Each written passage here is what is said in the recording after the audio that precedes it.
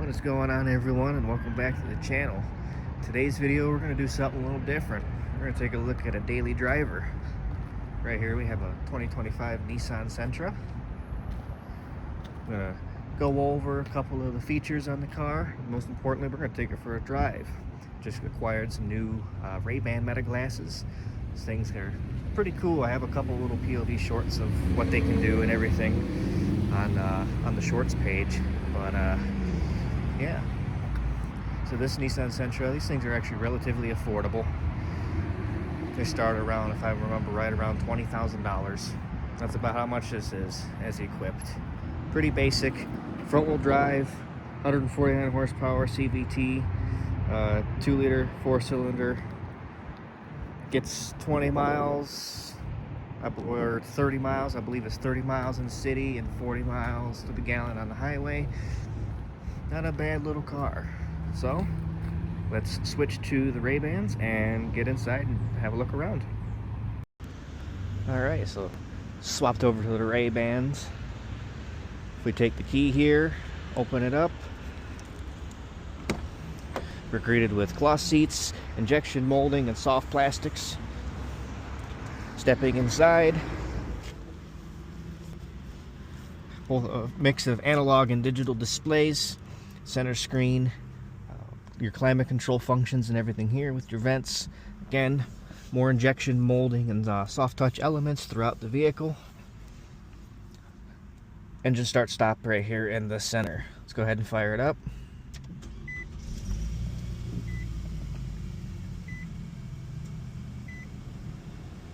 As you can see, it's pretty basic on the inside. You have your typical basic things, fuel economy, speed, and everything like that. You also have like a blank page if you don't want to see a digital readout. You can go kind of like the old school analog only style. In the center you can see we have our parking where it shows what gear we're in. Putting it in reverse, you can see we have a backup display as well as parking sensors, which is really nice for something that is as cheap as it is. Going through, we have different menus and modes. You can see our fuel economy, what our start stop is doing, how much fuel we've saved, tire pressures. Those will appear when we start driving the vehicle. This is one of the few cars that'll do that, and trip data and everything like that. If there's a speed limit, radio stuff. This is for like lane keep assist and everything like that, which this vehicle, surprisingly, it does have it. Also has your blind spot monitoring, which are right here, and a bunch of different settings that you can choose from. So now that we're all buckled in, let's go for a drive. As you can see, PRNDL, so this does have a low thing. This is a CVT transmission, so it's technically only one gear. I'm not really a big fan of the CVT transmissions, but in this car, I actually don't mind it. This car has, as I stated earlier, a 149 horsepower, 2-liter 4-cylinder engine, which for the size of the vehicle that this is, that's not that bad. Let's wait for this traffic to get going. We're going to get caught by a light right here.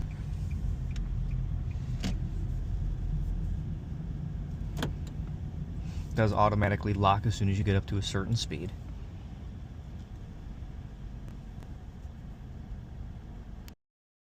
So I'm getting ready to take off from the light here. It's very smooth, even with the CVT transmission. It's nice and linear acceleration. Comfortable to drive so far. You can see, I don't know if you can see it right here, had a car in a blind spot, so that little corner there lights up. But just driving, it's nice and comfortable. This does have an injection molding steering wheel. Now you can opt for a leather one if you go for higher trim. I know the SV model can get it. It's standard on the SR, which is the top kind of, I guess they call it a sporty trim. It kind of looks sporty. But over here we have climate controls. We got standard things like that. This thing can also be equipped with heated seats as well as remote start. So there are some options, some nice comfort options that you can acquire even on just the basic model. We're driving along the famous Woodward Avenue here. A couple other things to note about the vehicle. Does stop pretty well. It's nice and quiet. If we go over to our fuel economy, we're averaging a pretty decent instant fuel economy. This car says the average here is about 31.7, which is about right for your city-only driving.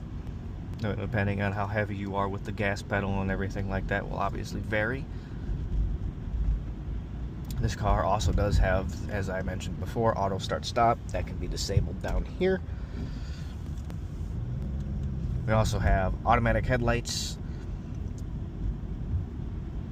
automatic brights, which is something that I didn't expect to see on this, despite it having halogen headlights.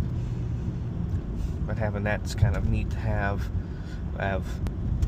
Rain sensing windshield wipers, also something I would not expect a car this cheap to have, as your intermittent and low and high speed, just like any other car. Now, in terms of handling, it is quite nimble. Surprisingly, it is relatively nimble for what it is. For a kind of mid-sized car, this is a little bit bigger than the smaller Nissan Versa, which is also offered. This car, it feels a little bit more roomy. It's nice and spacious on the inside. Like, it's not that bad at all. Infotainment screen, we can kind of mess around with this. This does have Sirius XM. You can hook up your phone and everything like that. This does have Apple CarPlay and Android Auto. Different sources, so you have your AM FM, typical AM FM. USB if you want to plug in, if you're plugged in with your phone and whatnot, don't have CarPlay or Android Auto, you can do that. You have an auxiliary cord for your auxiliary output. That's something I didn't expect to see. We also have two different USB ports. We have USB-C and then the old school USB. But within slow city speeds, this car is really good for what it is. Even on these terrible Michigan roads, it rides very, very nicely for what it is. There is a little bit of there's an eco button down here. You can turn that on and it kind of lays back the throttle a little bit, makes it not sip nearly as much fuel. You can use that on like a long road trip or something like that. Also down here you have your trip reset as well as your brightness settings for the instrument cluster for when you have the lights on, when everything goes dim for at night. In terms of space, the trunk is pretty decently sized. We have working glove box. The center console thing here is actually pretty far deep, so you can fit quite a few things, and there's small little cubbies and things that you can also put things in. But just going around a bend here, yeah, we're only going 26 miles an hour, but it doesn't really take much effort to turn the wheel. And even some of these daily drivers, it does like to do that sometimes.